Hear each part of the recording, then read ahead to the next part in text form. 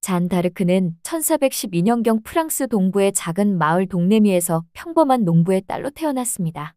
당시 프랑스는 영국과의 백년 전쟁으로 인해 심각한 위기에 처해 있었습니다. 국토의 대부분은 영국군에 점령당했고 프랑스의 왕위 계승권자 샤를 7세는 남쪽으로 쫓겨나 힘을 잃은 채 절망적인 상황에 놓여 있었습니다. 프랑스인들의 사기는 바닥에 떨어져 있었고 독립적인 국가로서의 존립마저 위태로운 시기였습니다. 13세가 되던 해부터 잔다르크는 신비로운 경험을 하기 시작했다고 고백했습니다.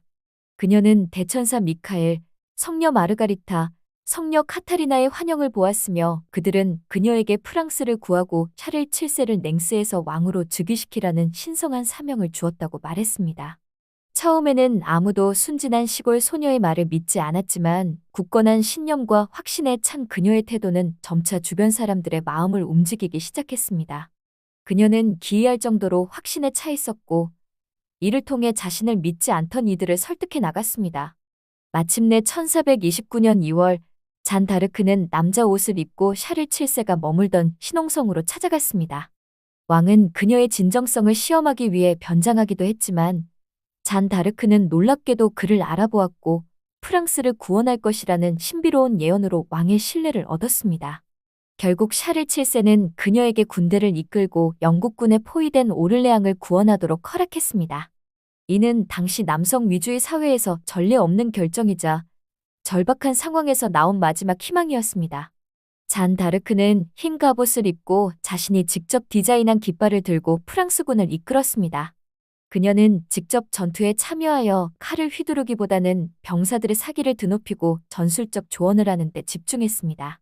그녀의 등장은 병사들에게 신의 가호가 함께한다는 믿음을 주었고 사기가 바닥났던 프랑스군의 전투 의지를 불태웠습니다.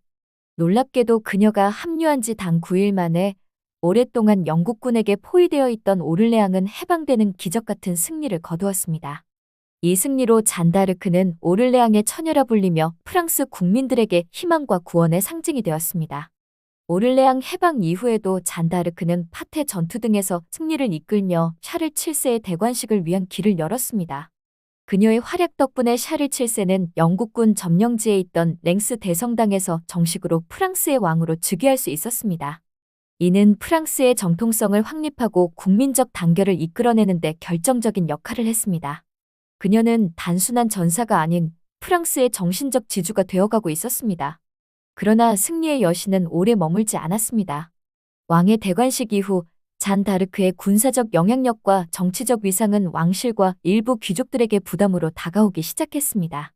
그녀의 신성한 권위에 대한 질투와 기존 세력과의 갈등도 심화되었죠. 1430년 5월 콩피에뉴 전투에서 잔 다르크는 프랑스 북부의 부르고뉴 공국 군대에 의해 포로로 붙잡혔습니다. 부르고뉴 공작은 그녀를 영국군에게 막대한 몸값을 받고 넘겨주었습니다. 영국은 그녀의 군사적 영향력을 약화시키고 샤를 7세의 대관식을 무효화하기 위해 잔 다르크를 마녀이자 이단으로 몰아세우는 종교 재판을 회부했습니다. 프랑스 루앙에서 진행된 재판은 불공정함 그 자체였습니다. 영국과 부르고뉴 측의 성직자들이 재판관으로 나섰고 그녀에게 불리한 증언을 강요했습니다. 잔 다르크는 홀로 재판관들의 수많은 질문과 압박에 맞서 자신의 신념과 신의 메시지를 굳건히 옹호했습니다. 그녀는 남자 옷을 입은 것, 신의 목소리를 들었다고 주장하는 것 등을 이유로 이단으로 몰렸습니다. 결국 오랜 신문 끝에 1431년 5월 29일 잔 다르크는 마녀와 이단으로 최종 유죄 판결을 받았습니다. 그리고 이튿날인 1431년 5월 30일 잔 다르크는 프랑스 루앙의 옛 시장 광장에서 수많은 군중이 지켜보는 가운데 화형에 처해졌습니다. 그녀의 나이 불과 19세였습니다.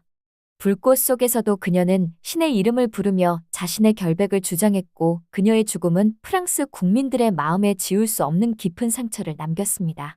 잔 다르크가 죽은 후 영국군 병사 중 일부는 우리는 성녀를 불태웠다 고 외치며 두려워했다고 전해집니다. 잔 다르크의 죽음 이후에도 그녀가 불어넣은 희망과 애국심은 꺼지지 않았습니다. 프랑스군은 그녀의 정신을 이어받아 영국군에 대한 저항을 계속했고 결국 1453년 백년전쟁에서 승리하여 프랑스를 통일했습니다. 그녀는 비록 비극적으로 생을 마감했지만 프랑스를 하나로 묶고 승리로 이끈 결정적인 촉매제가 되었습니다. 25년 후인 1456년 교황 갈리스토 3세는 잔 다르크의 명예를 복권시키고 그녀의 재판이 부당했음을 공식적으로 선언했습니다. 그리고 수세기가 지난 1920년에는 로마 가톨릭 교회에 의해 성녀로 시성되었습니다. 그녀는 프랑스의 수호성인이자 국가적 영웅으로 추앙받으며 수많은 예술 작품과 문학 작품의 영감이 되었습니다. 오늘 이야기는 여기까지이며 구독과 좋아요 눌러주시면 감사하겠습니다.